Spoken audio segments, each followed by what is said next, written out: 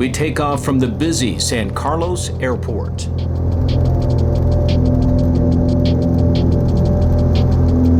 Bound for the Central Valley town of Visalia. Joining me on the flight is Krista Maloney of the San Francisco SPCA. We're heading to the Tulare County Animal Services to pick up 4 dogs.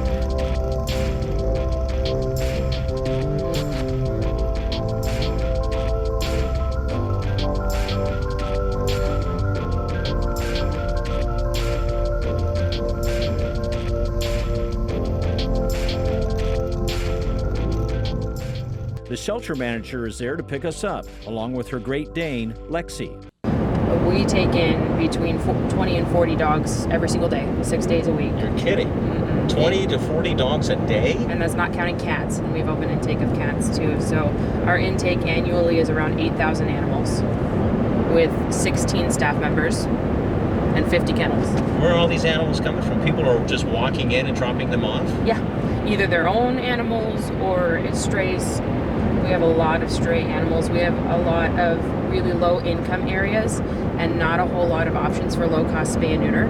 So animals running rampant and breeding, and then generations of dogs running the streets.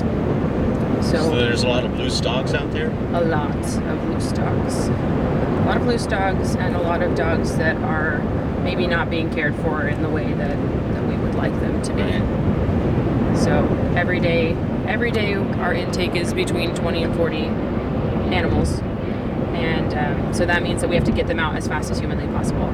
So we rely on our rescue partners in order to do that, because our adoptions are very low as well, and the reclaim rate for owners coming and looking for their animals is almost nothing.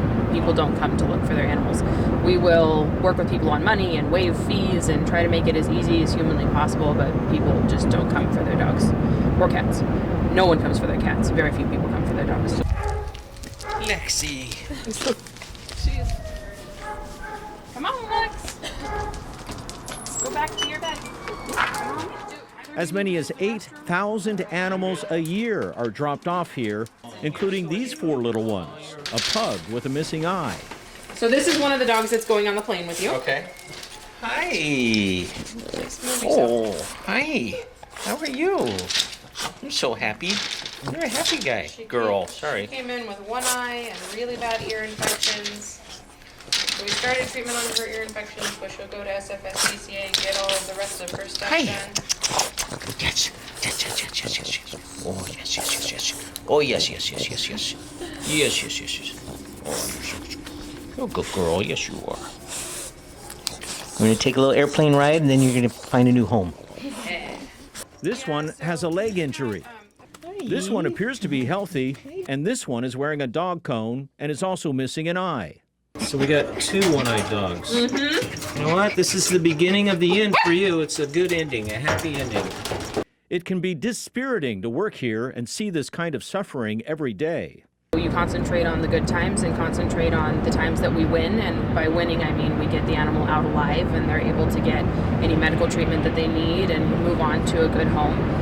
That's one of the things that we really count on our Bay Area partners for, and that's one of the brilliant things that have come out of this partnership, especially with SPCA. The San Francisco SPCA also helped out when the Tulare County shelter was hit with a severe case of dog distemper last October.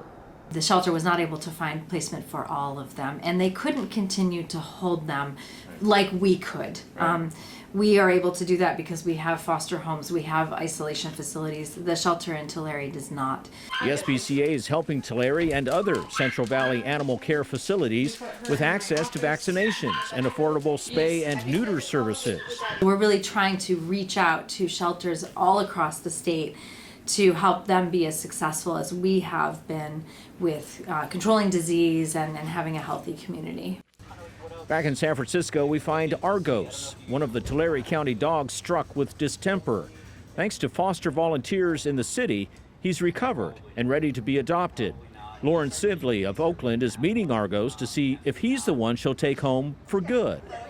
I think with this dog I'd probably fall in love and end up adopting him. So I'm just going to go home and sleep on it, make sure that this is what I'm ready for, and then I'll email them tomorrow. In the end, Lauren said yes. Now Argos has his forever home.